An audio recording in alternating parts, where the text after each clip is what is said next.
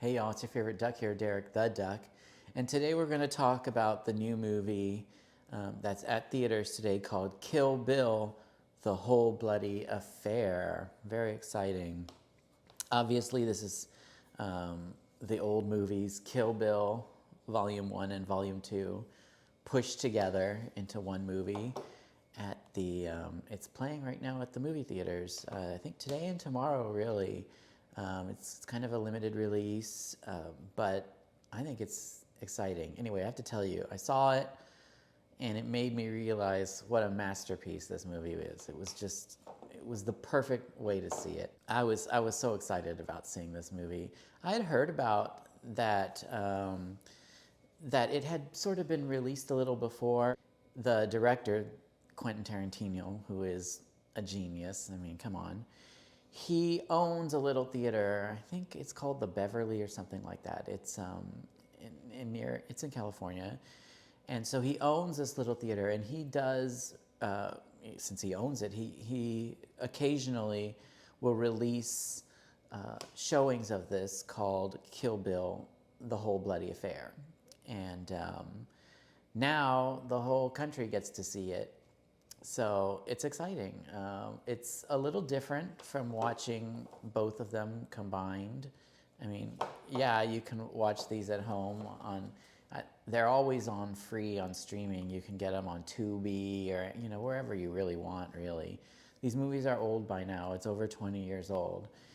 So this was a fresh take on the movie, and it was so exciting to see both of them combined. Sort of the way it was always meant to be. I think there were some reasons that the producers had to sort of split them back in the day, but Quentin Tarantino always had wanted it to be just one long movie. So I'm going to talk to you a little bit today about what was in it. I don't know if you can call them spoiler alerts. These movies are over 20 years old, but maybe if you want to go see it for yourself and not see what exactly they do beforehand, I guess you could. But for those of you who may not see it or are at least interested in knowing what happened, I'm going to talk to you about the experience of the movie. Quentin Tarantino's been in the news a lot recently. This past week or so, he's been, I don't know what's wrong with him these days. He's been talking smack about actors like Paul Dano and freaking Owen Wilson. Like, I don't. He said, like, these poor guys. I don't even know what they did to him. Maybe they didn't want to be in his movies. I don't even know. But yeah, so he's been kind of interesting these past couple of days. I'm not really sure what's going on with Quentin, but his talent and genius is undeniable. And when you see the whole movie all combined together like this, it's really a great experience. It really makes you you're all geared up and you're ready to go and you're excited about the movie, and it doesn't stop. It's relentless. Making you have to watch one volume at a time just kind of reduces some of the impact as the movie rolls along, like a rolling stone gathers no moss kind of thing. I don't really know, but you have to let it all gather up, and it packs more of a punch that way, I think. So yeah, I saw it. There were some interesting things about the movie that we need to talk about. So I'm going to tell you like sort of what it was like at the theater. Now, first of all, it was hard to get a ticket for this. I usually go to Alamo Drafthouse and see, because I have my Alamo season pass. But apparently, this movie isn't eligible for a season pass because they're considering it a special event. So I knew I could just see it at any theater. And besides, they weren't even playing it in my town in San Antonio, which is weird. Now, I actually did have a free ticket to go see it on 70 millimeter, but the only place that's playing that in Texas is in Plano, and that's like 9 hours away. So it's hard to see this movie. And I thought, well, at least I'll see it, at least in the movies. I'm sorry it's not 70 millimeter, but it's just geographically impossible to see it.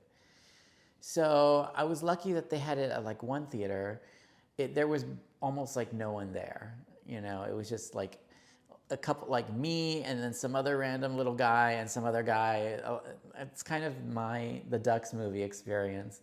Um, it, it, I usually go to movies where it's just like a couple of weird guys, and we're just kind of, because we don't want to go in the mad rush.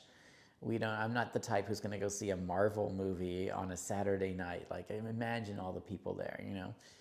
And so, of course, it was a quiet experience. I didn't have people talking or on their phone or anything like that. I could just enjoy the movie, and that's what I love. The movie started. There was no real like unusual fanfare when the movie started. It just sort of started, and although this time there's a dedication screen at the beginning, so if you watch the original, and I'm a huge fan of Kill Bill, by the way.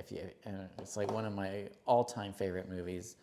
I think it's just such a brilliant, brilliant movie. It's funny, it's emotional, it's witty, it's extremely well written, cinematography, the music. I mean, it's everything.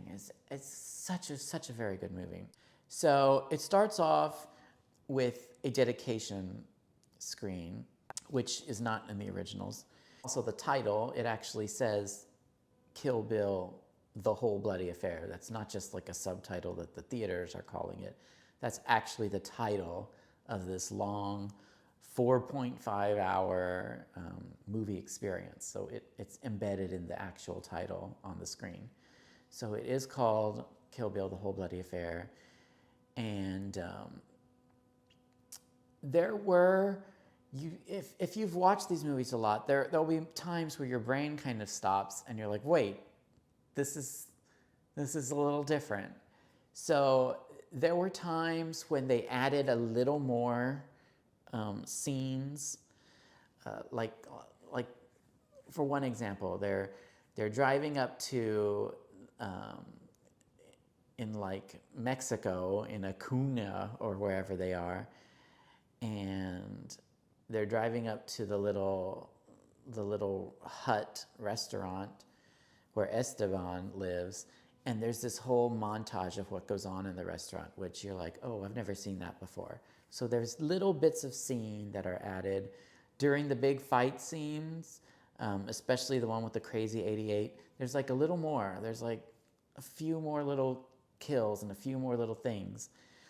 So that was also interesting. So they add a little bit, and then they also removed a few things.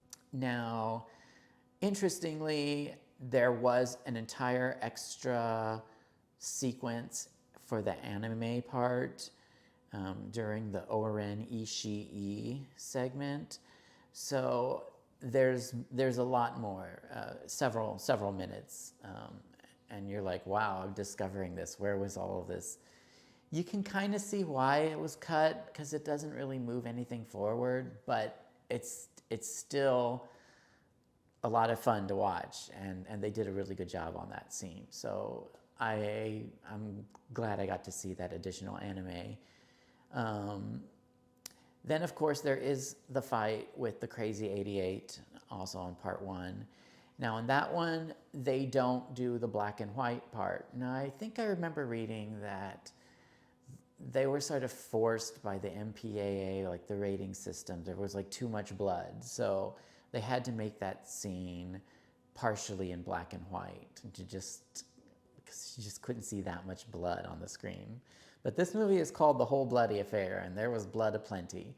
So yeah, they show it. It doesn't turn black and white during that scene, and it was very refreshing to see it sort of the way it was supposed to be. Although the black and white has sort of become iconic with this movie for that one scene, and you kind of, I don't know, I think a lot of us fans are just, we got used to it and we like it the way it is, and now it's just kind of weird. So it's fun, but it's weird. It's a little jarring to see it in full color the way it is now. Now at the end of Kill Bill 1, they don't give you the cliffhanger that they did in the originals. So there is no cliffhanger, and they actually cut it a little short, which is kind of weird. And also, speaking of cutting things, there's that one part where Sophie Fatale is in the trunk, and if you watch this movie, she says, "Oh, give me your other arm," because Uma Thurman had already cut off like her left arm, and in the original movie, she says, "Give me your other arm," and you hear a scream, but you don't know what happens. But on this one, they show that she cuts off the right arm too. So now poor Sophie Fatale is walking around armless, in the streets of Tokyo, I guess. So yeah, that was an interesting way of ending the movie. And then there's this intermission, which is also kind of unusual. You feel like you're in the golden age of movies all of a sudden. Now, what is this, Gone with the Wind? What is this?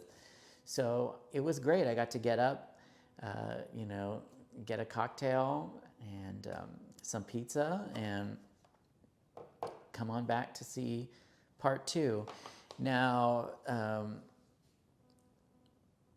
part 2 starts just like right away, and they don't give you that little prologue at the beginning of part 2 where Uma Thurman is in the car and she's sort of giving you a quick recap of what happened and what's going to happen. And that's okay, except for one part in that. When she does the recap on the original movie, she says, I've killed a lot of people and I'm going to kill some more. And at the end of all this journey, I am going to kill Bill. She says the iconic line.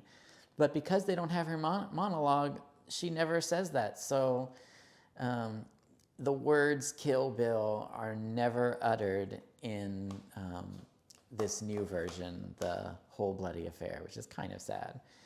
So there is no build up. It just goes straight into the movie without giving you that prologue, which, I didn't need the whole prologue, but I did want her to say, "I am going to kill Bill." Because that's the movie. That's the title. It's, I